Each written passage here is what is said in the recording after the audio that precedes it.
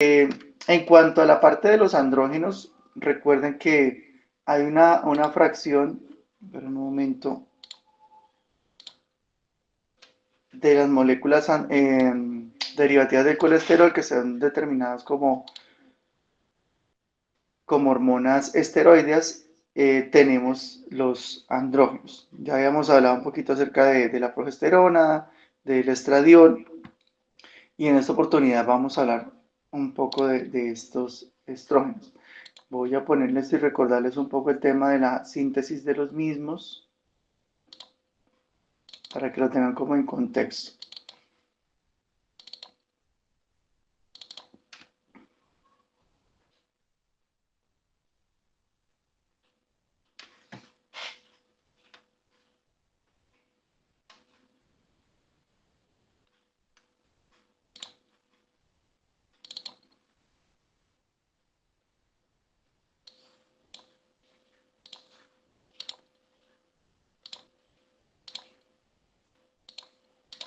Recuerden, eso lo hablamos hace un montón de clases atrás, en cuanto a lo que tenía que ver con la síntesis de las hormonas, todo parte de la pregnenolona, y luego subsecuentemente aquí hay una rama desde la pregnenolona, hay una serie de hidroxilaciones y deshidrogenaciones en las cuales pues se condensan en androstenediona, y de allí esta hormona es importante, después la vamos a recordar, que es la deshidrogenasa 17 beta hidroesteroidea, deshidrogenasa hidroesteroidea 17 beta, por favor recordarla, voy a ponerla acá en el chat, deshidrogenasa 17 beta, ¿listo? Esteroidea. ¿Por qué es importante? Porque es la que toma la androstenediona y la convierte en testosterona. ¿Ok?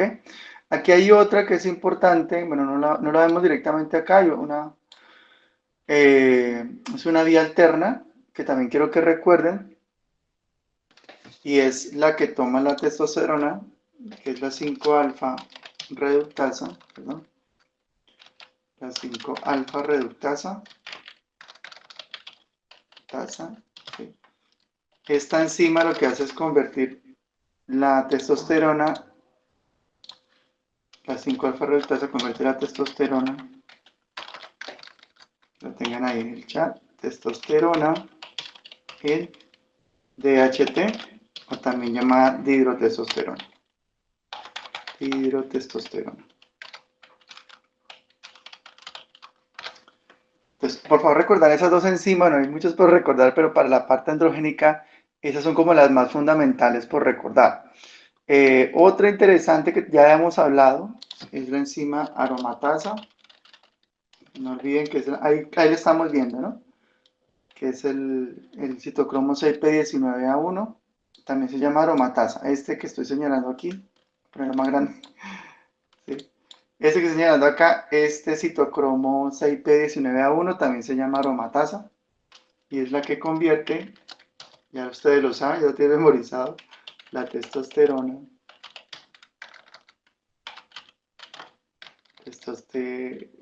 testosterona en estradiol. Las memorizan esas tres porque se las va a preguntar.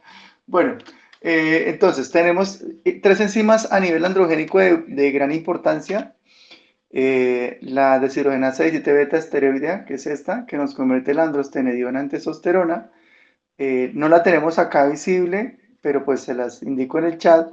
La 5-alfa reductasa, 5-alfa reductasa que convierte la testosterona en dihidrotestosterona. ¿Ok? Y por último tenemos la aromatasa, que es esta, ¿ya? ¿Sí? 6P17A1, aromatasa, ese citocromo, que es el que se encarga de convertir la testosterona en estradiol. ¿Listo? Entonces, tres hormonas para grabarnos, para memorizarnos, y de gran importancia a nivel de la síntesis de los andrógenos. Bueno, ya recordamos un poco del tema de los andrógenos, ahora vamos a ver cuál es su mecanismo de acción. Esta parte es un poquito, acá me pregunta Natalia, ¿cuál es la función de la deshidrogenasa 17 beta? ella convierte la androstenediona en testosterona. ¿Ok? Exactamente. Pero también, de una vez aprovechando la pregunta de Natalia, que es muy importante, esta enzima o sea, modifica su actividad y modifica, de una vez para que lo tengamos ahí, hay una modificación en su expresión y actividad. Entonces, estoy hablando de la 17 beta, 17 beta, ojalá me salga acá, ¿dónde me sale? Sí, ahí salió. 17 beta, eh,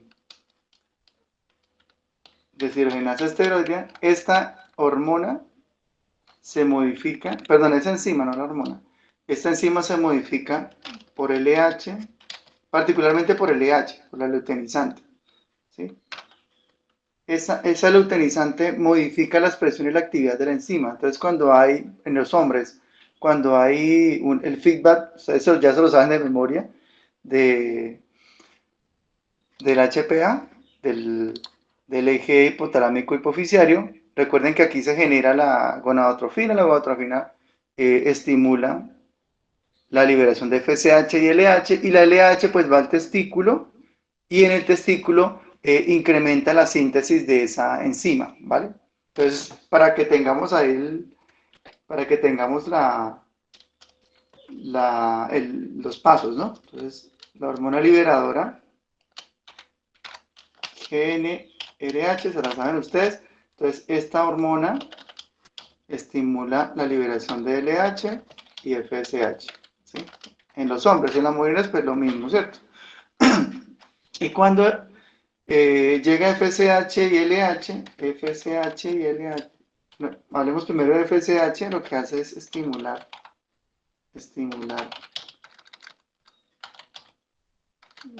las células Leydig, ¿sí? Estas celulitas, no sé si lo habrá escrito bien, estimula esas celulitas y ellas son las que se encargan junto con la LH, ¿sí? También estimulan las celulitas, pero en la LH ella estimula la enzima, estimula la síntesis de la enzima. ¿Cuál enzima? Pues la 17 beta deshidrogenasa esteroide, ¿sí? Esta enzimita, que es la que hemos estado hablando durante este pedacito de la clase, esa estimulación FSH y LH estimulan las células de Leydig, las de Leydig son las que producen la testosterona, pero la LH particularmente estimula la síntesis de la enzima que se encargan de convertir la androstenediona en testosterona. Entonces, por eso es importante como grabarnos esa enzimita, ¿ok? Y de aquí pues se da la síntesis de testosterona.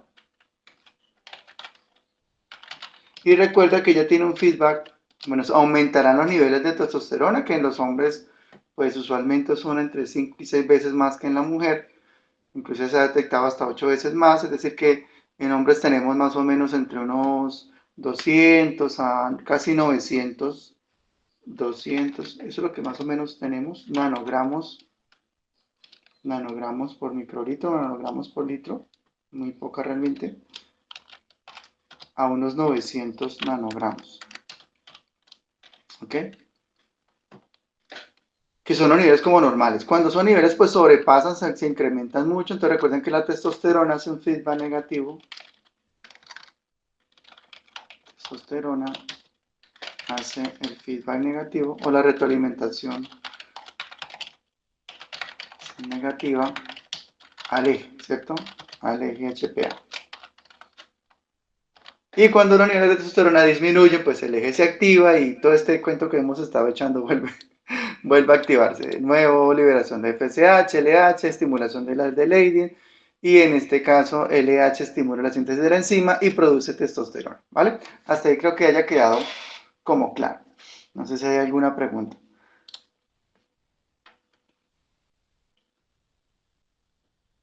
Eso por favor que lo tengan bien clarito. Entonces vamos a hablar un poquito acerca de los mecanismos de acción, que es como una parte a veces como aburridorcita, pero es fundamental que ustedes la tengan claro porque, pues, esto tiene, o bueno, redunda en lo que tiene que ver con las funciones farmacológicas que más adelante ustedes pueden enfrentar como médicos. Por lo menos tener como ser claro en muchos aspectos. Lo primero que la señalización o el mecanismo de acción de los andrógenos, en este caso puede ser, cuando hablamos de andrógenos, los más importantes, ya los conocen ustedes. Cuando hablamos de andrógeno, estamos hablando de la testosterona y el DHT, la dihidrotestosterona. O sea, los de importancia porque hay muchos más, ¿vale? ¿Sí? La epiendosterona y otros. Epidirondosterona son otros andrógenos, pero usualmente de importancia y de actividad androgénica en el ser humano son como los más importantes. Entonces, aquí cuando hablamos del andrógeno, estamos hablando en términos principales de la testosterona o estamos hablando de la dihidrotestosterona. En cuanto al mecanismo de acción, entonces hay un receptor, ya como ustedes lo vieron anteriormente, para el tema de los estrógenos, un receptor de andrógeno que está a nivel citoplasmático.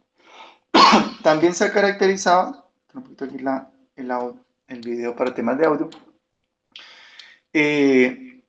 hay una cosa interesante es que también se ha descrito que los andrógenos pueden estimular receptores acoplados a proteína G, ¿sí? Son receptores de membrana de andrógeno.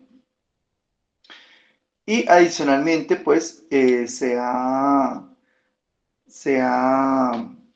caracterizado que de alguna manera también los andrógenos pueden ser blanco de algunos receptores que son receptores asociados a factores tróficos, ¿sí? Como este que tenemos acá, eh, que está asociado a proteínas de unión de andrógenos o asociado a factores tróficos de los andrógenos.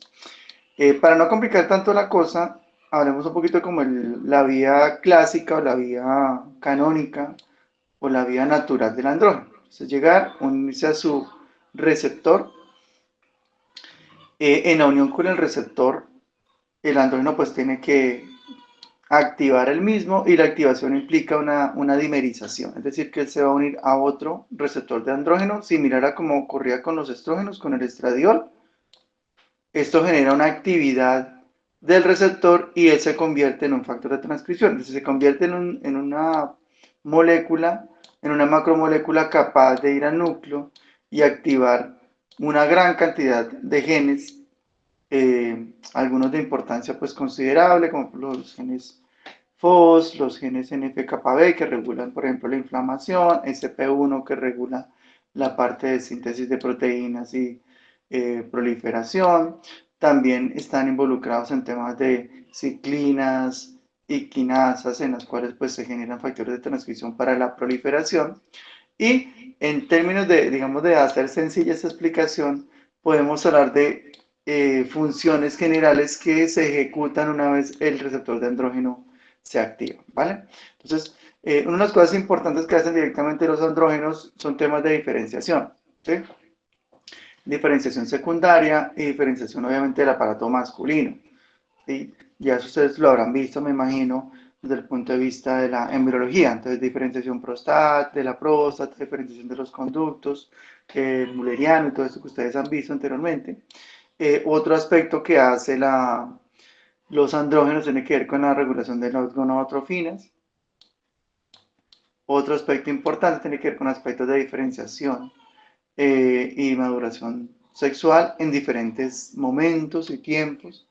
Aquí hay que hablar un poquito acerca de los diferentes momentos en los cuales la, los andrógenos hacen digamos, hacen una presencia en el desarrollo del individuo. Entonces los andrógenos los vamos a encontrar antes del nacimiento, del punto de vista prenatal, y ellas se encargan, sobre todo en la semana cuarta a la sexta de gestación, ellos se involucran sobre todo en lo que se denomina la virilización o masculinización, que tiene que ver con la parte del desarrollo escrotal, el desarrollo fálico, adicionalmente lo que tiene que ver con el desarrollo de la uretra y esto. Pero una cosa interesante que se ha encontrado es que desde el punto de vista de la testosterona o la dihidrotestosterona, en cuanto a la diferenciación del desarrollo eh, prenatal, se ha encontrado que tiene un mayor rol o una mayor importancia eh, la, la- la síntesis y la actividad de la dihidrotestosterona. Entonces, para que lo tengan ustedes clarito ahí, ¿vale? Entonces, para el tema de desarrollo tiene una mayor importancia la actividad de la DHT, de la dihidrotestosterona. Recuerden que la dihidrotestosterona tiene una potencia 5 o 6 veces mayor, ¿sí? De una potencia mayor. Cuando hablo de potencia, estoy hablando de la afinidad por el receptor. Afinidad por el receptor. ¿Ok? 5 o 6 veces mayor a la testosterona.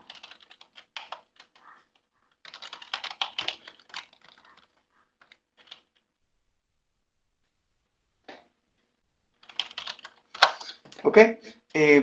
¿Por qué se dice esto? Porque algunos estudios han demostrado que la dihidrotestosterona, cuando de alguna manera hay alguna alteración en su mecanismo de acción, uno muy descrito tiene que ver con la enzima que se encarga de sintetizarla. Ya sabemos que esa enzima es la 5-alfa reductasa. Entonces, hay individuos en los cuales tienen una eh, alteración congénita o tienen una modificación en la síntesis o en la producción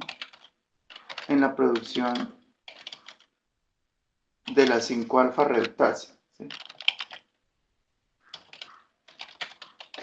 Que es la que produce la dihidrotestosterona. Entonces, ¿qué pasa con esos individuos en el desarrollo? Que ellos tienen una serie de características que impactan sobre todo lo que tiene que ver con el desarrollo de las características sexuales, sobre todo en los genitales. Entonces, algunos de ellos, o sea, algunas personas que tienen deficiencia en esta enzima, generan una condición intersexual, generan alteraciones sobre todo en lo que se denomina el pseudohermafroditismo, una disminución en la masculinización, los testículos en ocasión no descienden. De hecho, hay una cosa interesante, sobre todo en la población, no sé si es en Dominicana o es un país, pero recuerdo bien, es un país sí, creo que es en Dominicana, en República Dominicana, donde hay una población de hombres que les dicen los huevedoses. Creo que es un título todo peyorativo, así les dicen, huevedoses, para que lo consulten. Y a estos individuos, esa población de Dominicana, son niños usualmente que nacen como mujeres, como niñas, pero que a la edad de los 12, 13 años, cuando empieza su pubertad, descienden sus testículos y las características masculinas empiezan a aparecer. ¿Okay?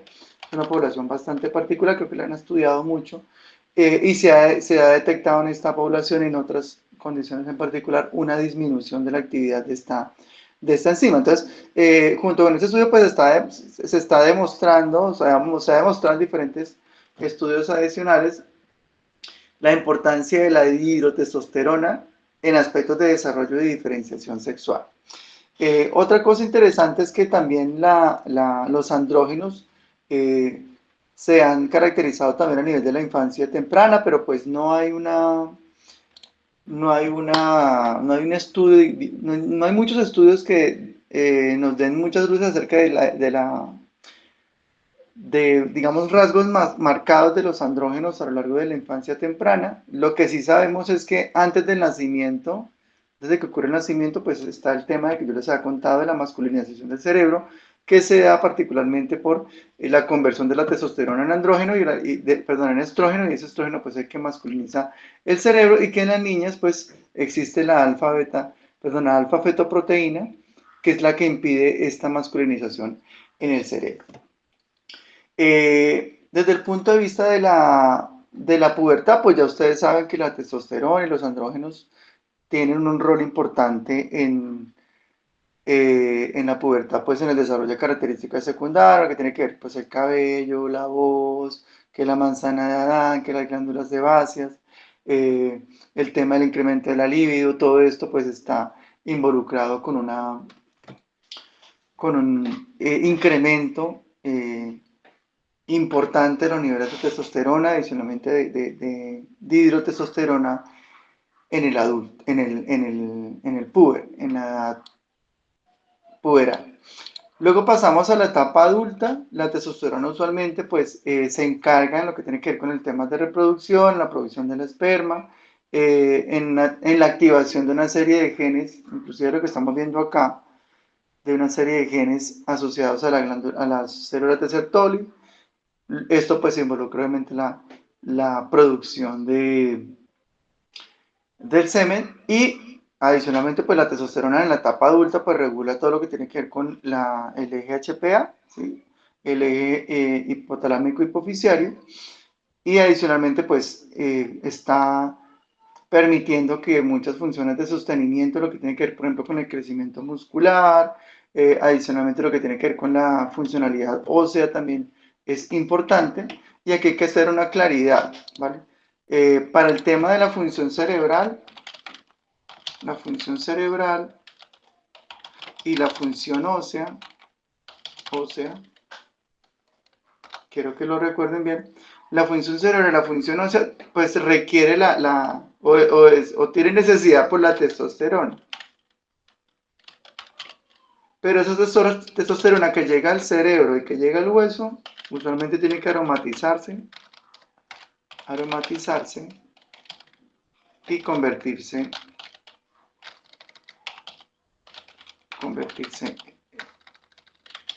en estradiol. No lo olviden, por favor. Entonces, en el caso del cerebro y en el caso del hueso, inclusive también hay aromatización en el tejido adiposo. En esos tejidos en particular no se requiere la DHT. Recuerden que la DHT no se aromatiza, ¿sí? Bueno, se puede hacer, pero es una vuelta re larga, entonces el cuerpo no la hace por ese sentido. Entonces la DHT no se aromatiza. Entonces, en este caso más, la testosterona actúa como una prohormona en el cerebro y en el hueso. Entonces, el hueso requiere de estrógeno y el cerebro requiere de estrógeno. Y las fuentes en el hombre de ese estrógeno es la testosterona. Entonces, eso es para dar esa claridad y esa necesidad de estrógeno en el hombre que proviene particularmente de la testosterona. Hay una serie, digamos, de estudios que pues han dado una importancia y han dado una caracterización en cuanto a lo que tiene que ver con la función de la testosterona en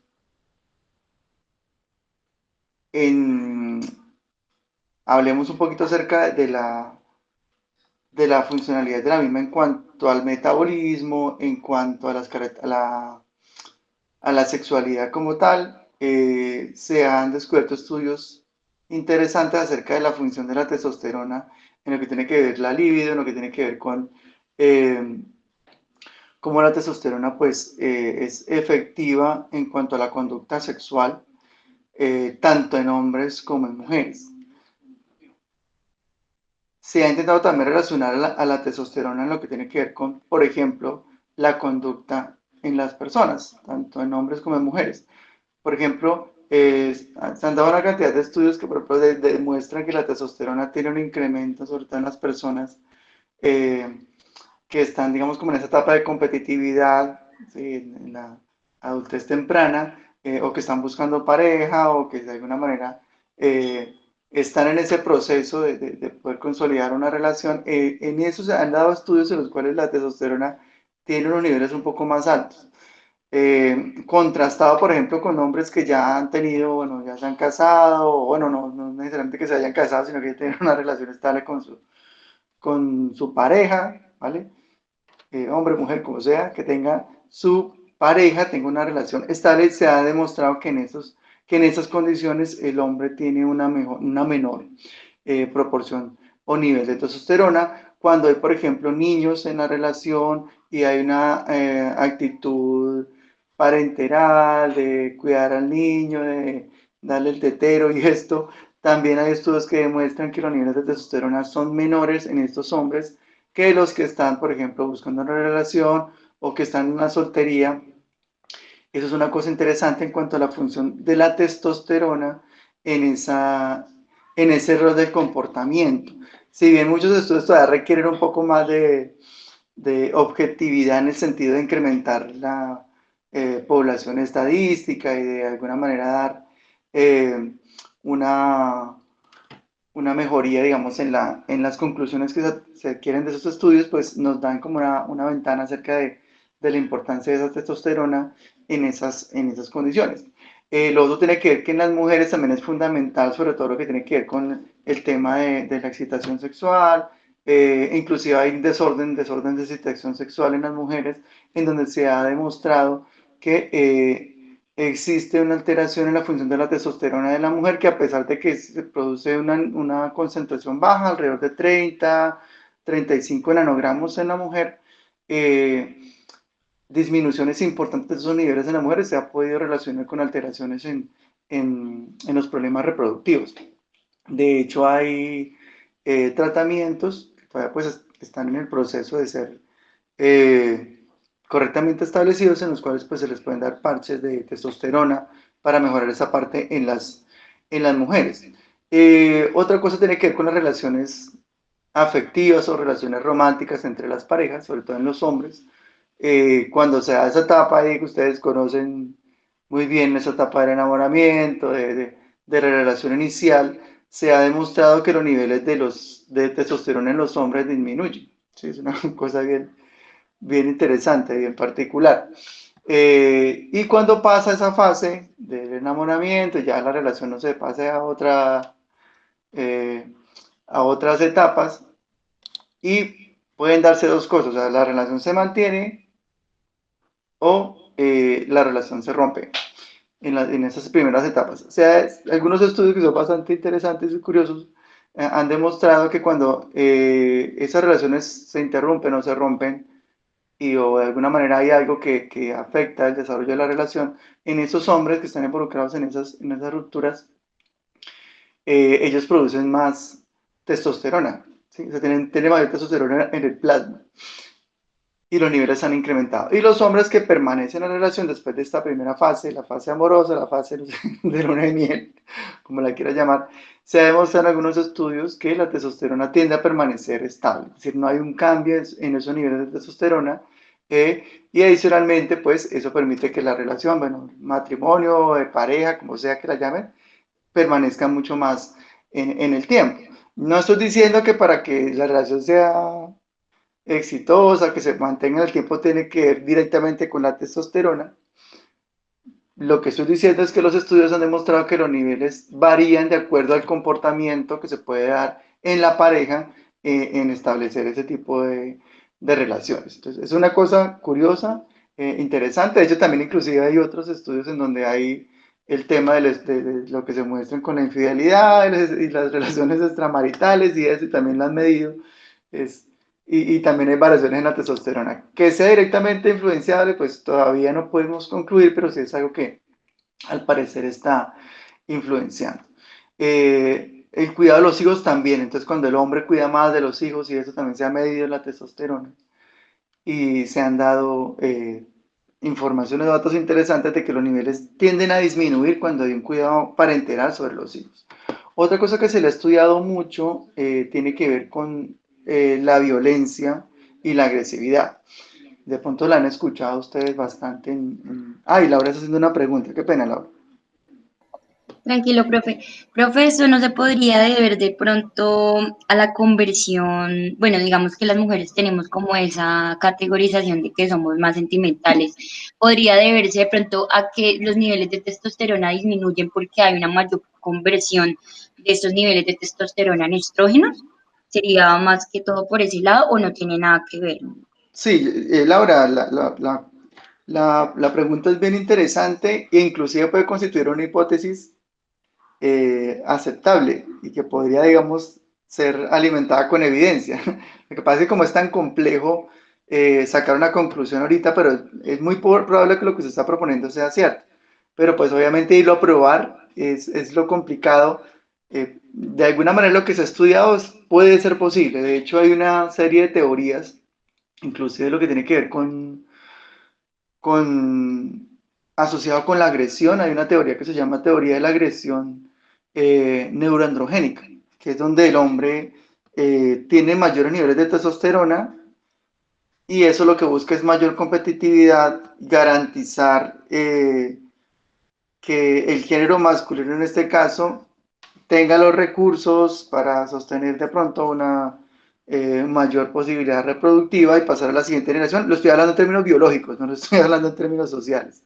Entonces, en términos biológicos, esa teoría lo que dice es que es posible que ese incremento, tanto en la masculinización como ese incremento en la testosterona en los individuos, está asociado a que el hombre tenga, obviamente, mejor desarrollo en cuanto a la parte fisiológica, cerebral, que redunda, digamos, en aspectos muy competitivos que garantizan pues su reproducción y el paso a la siguiente generación. ¿Sí?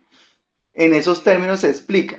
En términos sociales es un poquito más complicado porque pues estoy hablando digamos como del reino animal, pero cuando pasamos a términos sociales, nosotros lo evidenciamos a nivel de otras conductas. Por ejemplo, la conducta agresiva se asocia a un incremento de dos aspectos importantes, de los niveles de testosterona del individuo adulto y dos, de la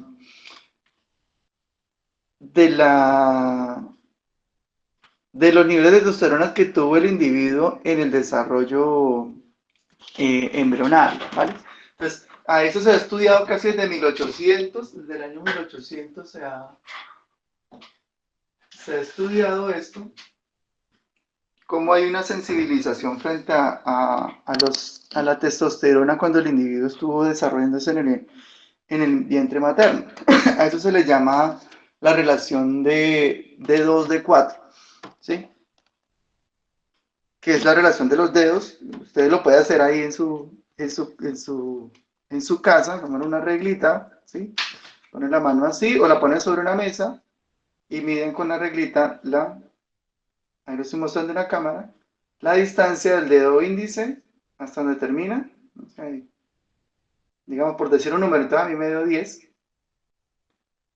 Y luego miden el dedo, en inglés el dedo del anillo, ring finger, y acá nosotros lo llamamos el anular. Entonces lo miden también. Listo. Y esas dos medidas que ustedes tienen, pues le hacen la relación. Entonces lo pongo ahí por poner un número. Sí, de hecho pueden hacer, sería interesante que lo hicieran, inclusive tomando estos datos. Entonces ustedes dividen de 2 y lo dividen en de 4. ¿Ok? Pueden hacerlo ustedes mismos y me dan, por decir entonces, profesor, entonces a mí me dio 10 dividido en 12. ¿Ok? Entonces divido este número y eso me da una relación. ¿Qué pasa con esa relación? Entonces yo aquí les digo, ahí me dio 10 dividido en 12. ¿Sí? Entonces me da 0,83. 0,83. Entonces esa es mi relación. Digamos que mi dedo, el índice era 9 y el otro era 13. ¿Sí? Esa es mi relación. Ahora divido. Entonces 9 dividido en 13. Entonces ahora me da un número menor. Digamos que mis dedos son más parecidos. Entonces el índice era, no sé, 11,5 y el anular era 12. ¿Sí? Y ahora divido. ¿Qué estoy mostrando acá? Que pues la longitud de los dedos va cambiando respecto, entonces aquí me da un número muy cercano a 1. Entonces, entre más cercano a 1 está ese número, significa que el individuo en su desarrollo prenatal, entre más cercano a 1, tuvo menos sensibilización por testosterona, es decir, por andrógenos. ¿Sí? Entonces, entre más me acerco a 1, menos sensibilidad por andrógenos. Y entre más me alejo de 1, entonces, por ejemplo, aquí este que yo dividí 9 en 13, que me da 0,61, entre más me alejo de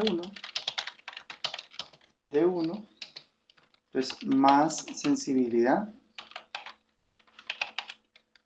Cuando tengo más sensibilidad, se supone que tuve mayor biodisponibilidad cuando era bebé de la testosterona. Entonces, por andrógenos. No olviden que el andrógeno no es el que masculiniza el cerebro, no lo olviden. El andrógeno no lo masculiniza, lo que pasa es que el andrógeno se convierte en estrógeno y es el estrógeno el que hace la masculinización, no lo olviden. Entonces, de todo modo, yo tuve más andrógenos, se convirtieron en más testosterona perdón, en más estrógenos, y esos estrógenos son los que masculinizaron. Entonces, entre más testosterona tuve yo como sensibilidad durante mi desarrollo, una característica morfológica es esa diferencia entre los dedos en el índice anular. Eso se ha estudiado desde hace muchísimos años, ¿sí? Desde los años 1800, 1900. Pero ahorita, como se tiene pues más... Natalia pregunta, ¿la sensibilidad y biodisponibilidad son inversamente? La sensibilidad es que ellos tengan el receptor. Recuerda, Natalia, que yo les hice que consultaran a una característica que tienen algunas personas, que es la insensibilidad por los andrógenos. ¿Sí?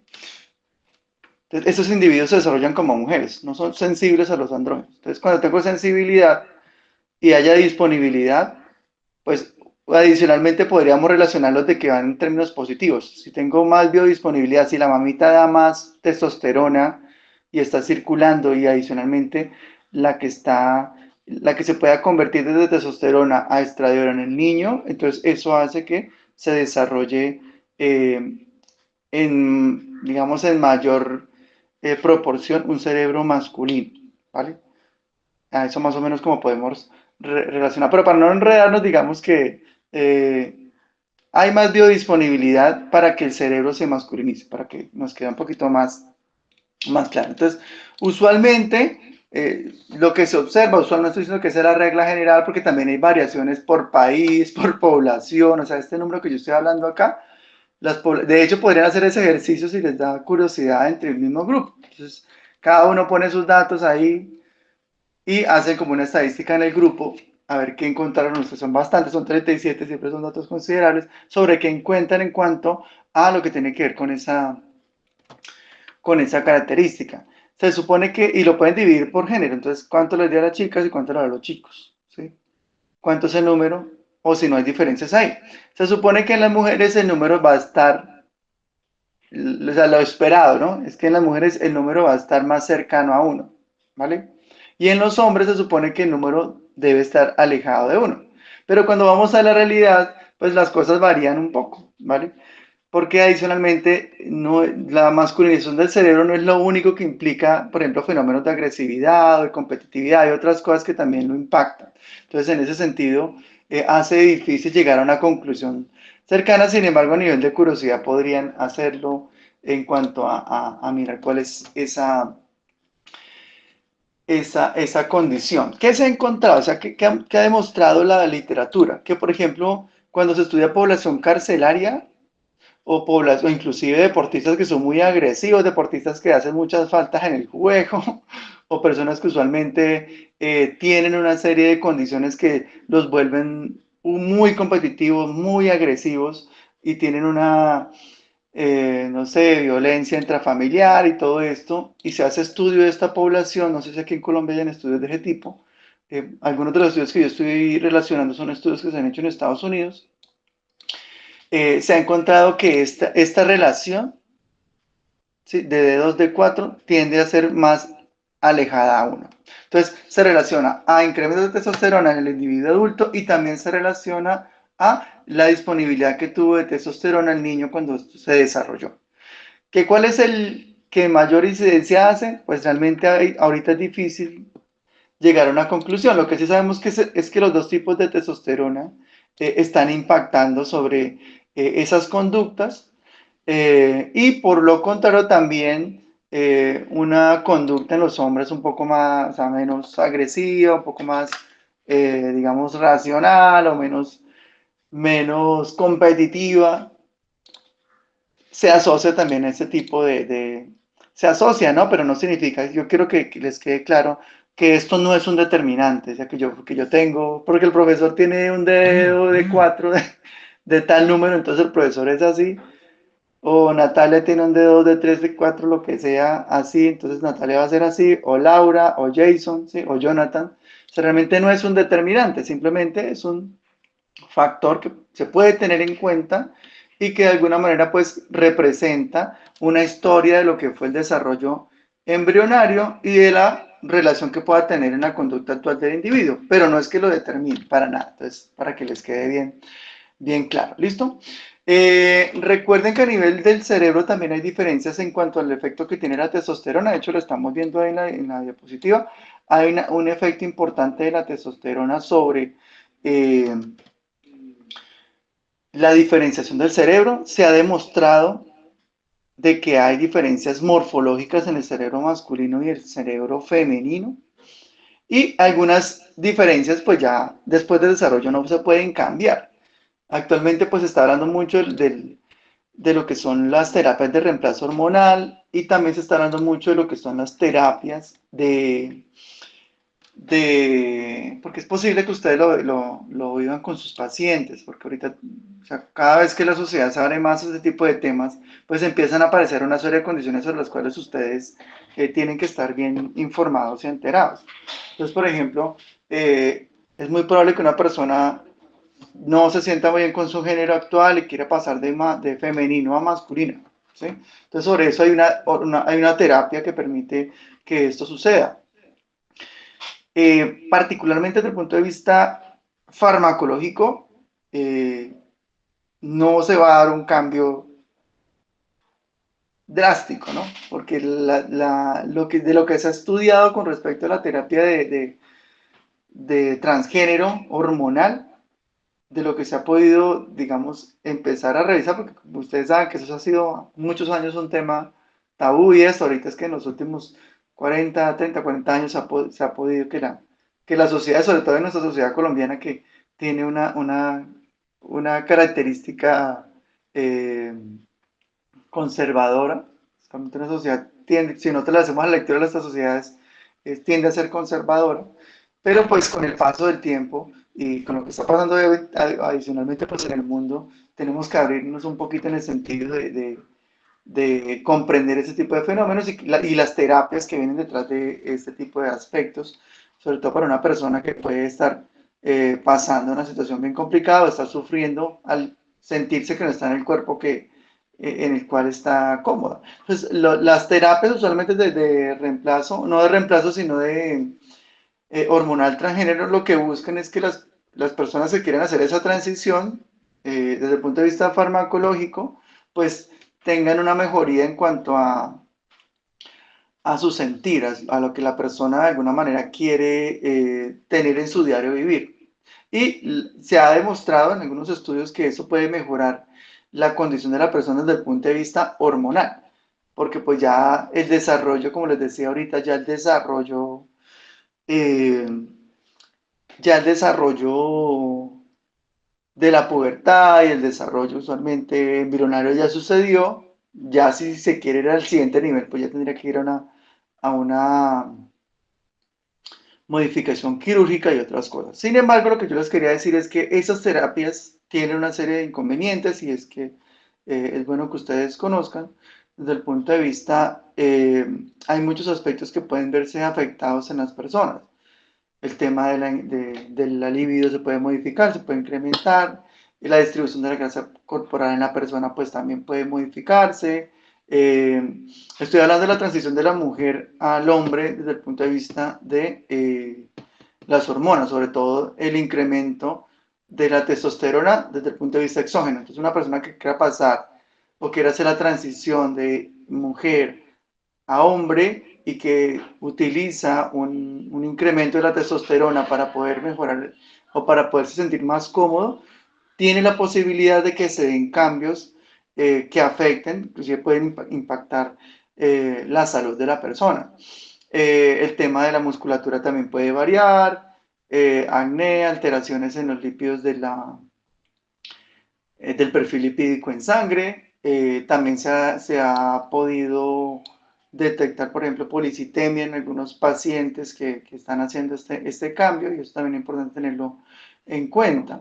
Hay condiciones que pueden cambiar, que pueden llegar a ser irreversibles, y esto pues es un aliciente para estas personas, como por ejemplo el caso del vello facial, de la voz, el tema de las características, algunas características sexuales, sobre todo el tema del clítoris puede cambiar, puede modificarse. Eh, el tema, digamos, del tejido mamario también, cambios en la piel, cambios en el cabello, eso se ha podido detectar. Y de alguna forma, pues es importante que ustedes lo tengan en cuenta, porque sería en un futuro un poco más común. Ahorita no es que no se esté dando, pero puede llegar a ser un poquito más común en su consulta médica. Bueno, sigamos hablando un poco de los andrógenos. En cuanto al tejido, estábamos hablando de cuánto el impacto de los andrógenos en cuanto al comportamiento. También se ha demostrado que los andrógenos tienen un papel importante en la funcionalidad del cerebro. Les vuelvo a recordar, para que no lo olviden, que en el cerebro, en el tejido cerebral, es fundamental la síntesis de estrógeno. Entonces, la testosterona no actúa como tal, sino que actúa como una prohormona que después en el cerebro se convierte en estradiol, y es lo que permite, digamos, una correcta funcionalidad del mismo. Estoy hablando, por ejemplo, de la mielinización, estoy hablando, por ejemplo, de modificaciones de algunos tejidos que hacen que el cerebro masculino y femenino sean diferentes, ¿vale? Adicionalmente, pues hay una asociación de algunas enfermedades, como por ejemplo algunas demencias, la enfermedad de Alzheimer, con una disminución considerable de la síntesis de testosterona, ¿vale? Y adicionalmente, pues esto impacta y se ha estudiado bastante. Entonces, importante que en el caso de que ustedes puedan detectar una disminución en una persona, en un hombre, de estos niveles hormonales, pues también tiene un nivel de riesgo para que se desarrollen condiciones neurológicas como el Alzheimer. Por otro lado, también la testosterona está asociado con la inflamación del sistema inmunitario. ¿Sí? Hay una relación bien cerrada entre la testosterona y aspectos inflamatorios. Adicionalmente, pues hay una relación entre, por ejemplo, biomarcadores como la proteína C reactiva, algunas interleuquinas, el factor de necrosis tumoral, las endotoxinas, todas ellas están relacionadas con la función de la testosterona. Entonces, hemos hecho como un trasfondo rápido acerca de la importancia de esta hormona, de cómo en ocasiones es fundamental que actúe como testosterona, y en otras, como en el caso del desarrollo, es fundamental que actúe como dihidrotestosterona, gracias a la conversión de una enzima que se llama 5-alfa reductasa, que ya la he dicho varias veces, espero que ya la hayan memorizado. Desde el punto de vista del catabolismo de esta enzima, de esta hormona, perdón, de la testosterona o la dihidrotestosterona, usualmente ella tiene un tiempo de vida, ¿sí? Que puede darse a nivel de varias horas, de bastantes horas, ¿sí? Y luego subsecuentemente a la actividad de esta hormona, pues ella es catabolizada en el hígado, entonces no lo olviden. Usualmente hay un intermediario después del catabolismo de la testosterona que se llama etiocolandiol, algo así, si no estoy mal. Y este es el principal metabolito de excreción. Entonces, ese etacoladiona pues ya no tiene mayor actividad androgénica y es eliminado. Sin embargo, pues el cuerpo puede utilizar la testosterona para hacer otras conversiones y darle, por ejemplo, una actividad adicional en la conversión de la testosterona a la DHT o dihidrotestosterona, que es uno de los principales andrógenos en el cuerpo. Entonces, en ese sentido, para hacer una conclusión de lo que hemos visto hasta el momento, decir lo siguiente. Primero, la testosterona tiene un mecanismo de acción clásico en el cual pues ingresa a los tejidos.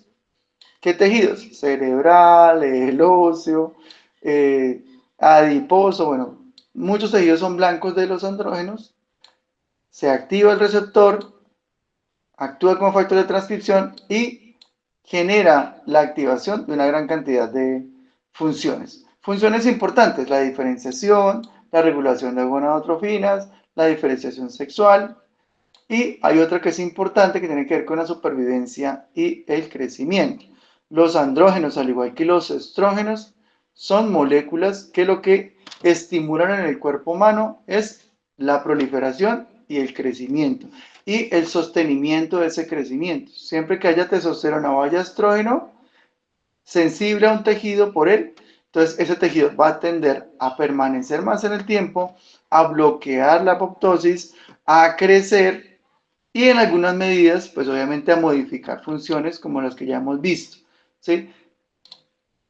Claro, con mucho gusto, Natalia. Entonces, dentro de los efectos que vemos dentro del estradio desde el punto de vista celular, entonces, lo que va a permitir es síntesis de proteínas, la supervivencia y el crecimiento. Desde el punto de vista celular, síntesis de proteínas, crecimiento y supervivencia. Importante ahora porque se han empezado a desarrollar terapias anti-envejecimiento. La gente no quiere envejecer. Envejecimiento. Y en esas terapias se incluye la acción androgénica. No estoy diciendo que para no envejecer hay que consumir testosterona. No, porque eso hay que hacerlo con mucho cuidado y supuestamente las terapias que prometen eh, el alargamiento de la vida y el antienvejecimiento pues incluyen la acción androgénica. Y obviamente pues quienes son especialistas en ese tipo de terapias pues lo sabrán hacer. Obviamente que no es algo que se pueda recomendar desde el punto de vista clínico. Lo que sí es cierto y lo que yo les puedo decir como bioquímico es que la acción androgénica lo que previene es que las células se mueran, de que las células se envejezcan, de que haya una supervivencia y de que exista una regulación de las funciones en cuanto a que los tejidos no vayan a, a degenerarse o a degradarse. Eso por un lado. Lo otro que hace la testosterona y que de alguna manera ya hemos estudiado a lo largo de la clase, tiene que ver con la diferenciación y con la regulación de las características sexuales secundarias. Y no olviden que en ese tema, en la diferenciación y en las características sexuales, es fundamental la conversión de testosterona a dihidrotestosterona. ¿Vale? Entonces, para las características sexuales, es fundamental que esa testosterona se convierta en dihidrotestosterona. A pesar de lo que yo voy a decir, no es 100% la verdad, porque pues hay matices, no todo es blanco y negro. Sí les puede servir para tener una mnemotecnia o para que tengan una claridad sobre los procesos. En tejidos como el cerebro, adiposo y óseo, es fundamental que la testosterona se convierta en estradiol, ¿vale? No lo olviden.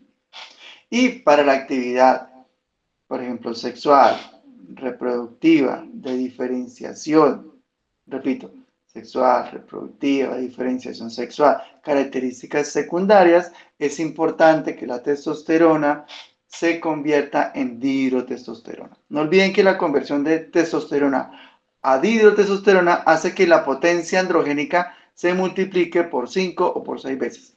La dihidrotestosterona es mucho más potente que la testosterona.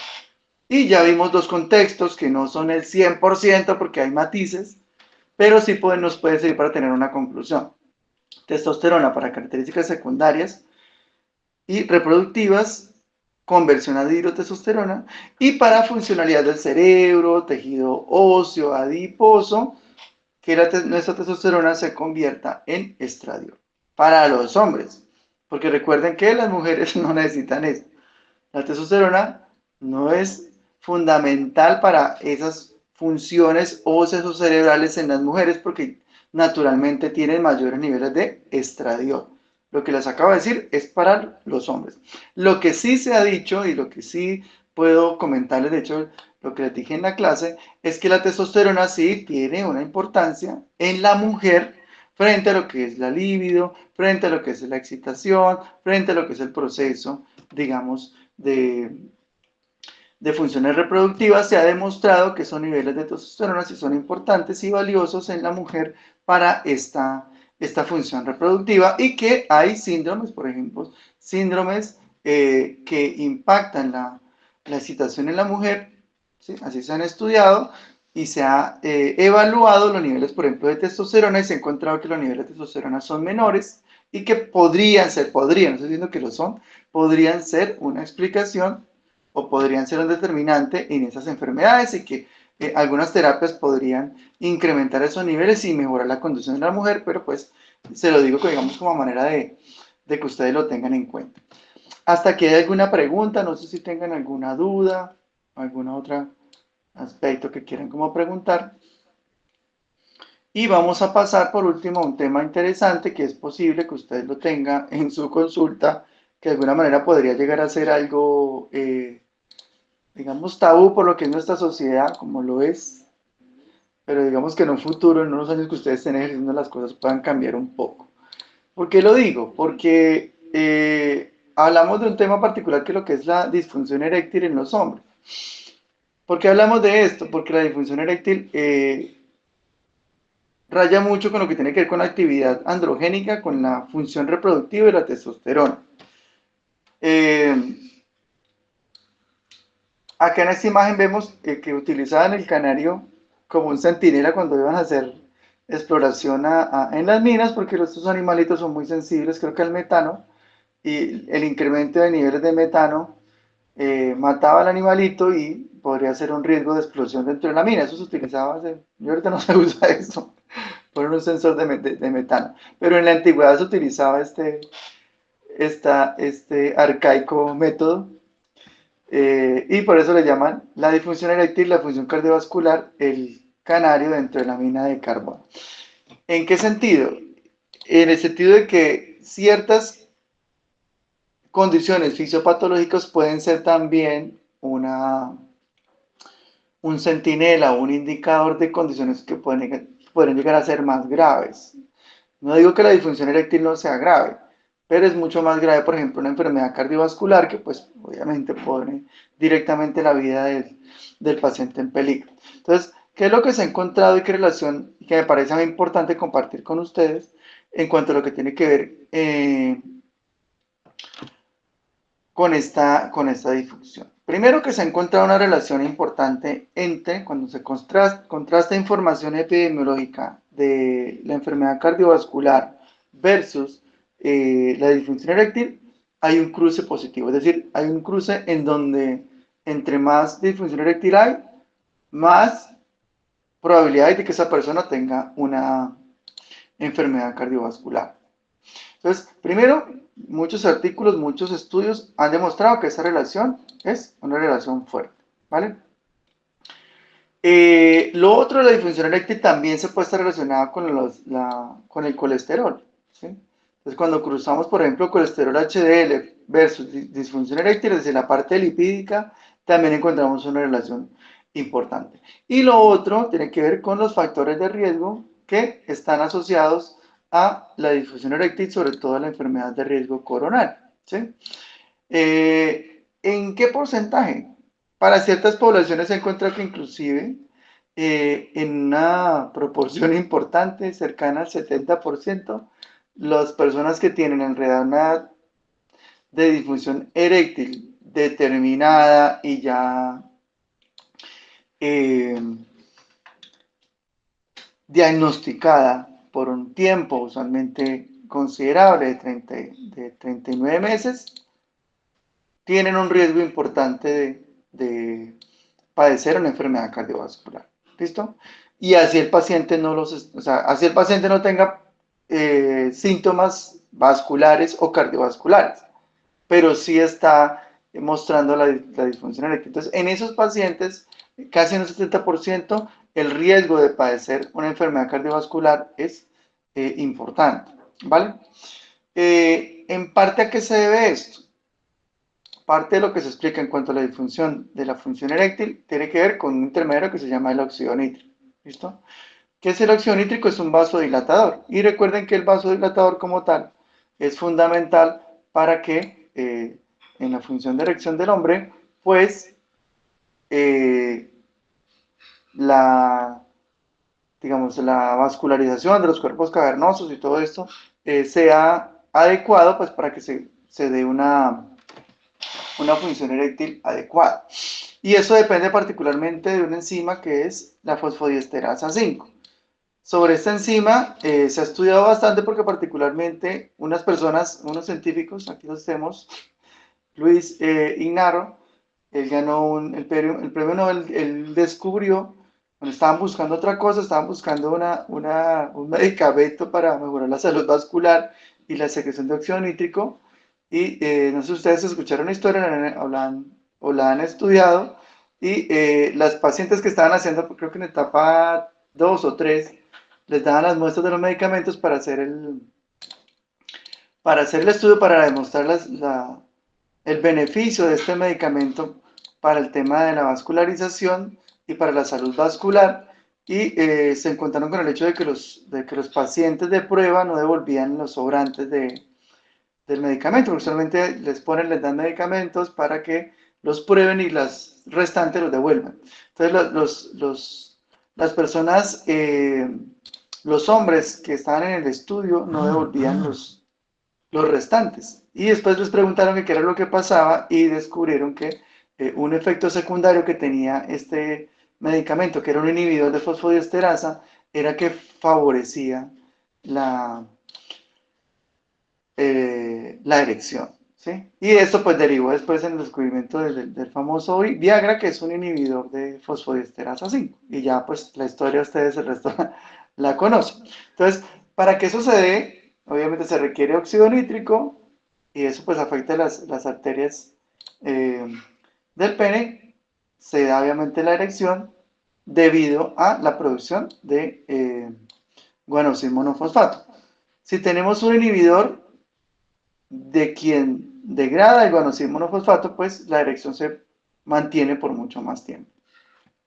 ¿Qué tiene que ver esto con la función cardiovascular? Pues que se ha podido demostrar que sostener, por ejemplo, la erección no solamente depende de la actividad bioquímica mediante la producción de guanosil monofosfato, sino que también depende de otras ramas. Una rama que tiene que ver con la parte conductual, ¿sí? Y del estado de ánimo, y otra parte que tiene que ver con la salud vascular y cardiovascular que tenga la persona, ¿sí? Entonces, cuando eso no sucede, cuando hay una gran cantidad de aspectos que van de forma negativa frente a la función, pues de alguna forma se impacta sobre la función eréctil y adicionalmente se relaciona con la salud vascular. Para no alargar tanto la historia y para de alguna manera darle una salida, se ha encontrado que la salud vascular y sobre todo la salud cardiovascular depende de una gran cantidad de funciones en las que sea importante, sobre todo aspectos dietarios, el ejercicio, la presencia de antioxidantes, el tema del peso corporal, ¿sí? Y los niveles de testosterona, ¿vale?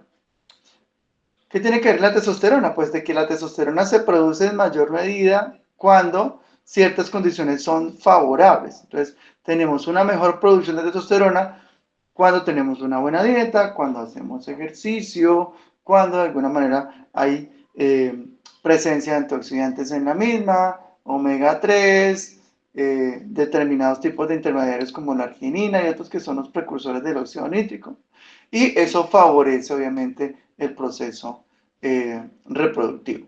Aspectos contrarios, como por ejemplo el fumar, alcohol en exceso, la inactividad física, la dietas muy altas en grasa y en azúcar, obesidad abdominal, la hipertensión, resistencia a la insulina, todo eso lo que tiene que ver con el síndrome metabólico impactan o inhiben una correcta salud reproductiva. En conclusión, ¿qué sería bueno que ustedes como médicos tuvieran? Pues en lo posible que el paciente masculino pudiera hacerse la pregunta de que si tiene disfunción eréctil. Y a pesar de que no tenga síntomas vasculares, marcar ese paciente como un factor de riesgo importante en la salud cardiovascular. porque pues de alguna manera con el paso de los años se ha demostrado que inclusive cuando se empieza a mostrar la disfunción eréctil, ¿sí? Una vez que se diagnostica o se puede evidenciar la disfunción eréctil, al paso de unos 4 años más o menos, se desencadenan las enfermedades vasculares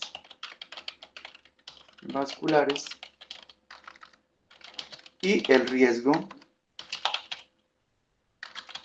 de sufrir un infarto.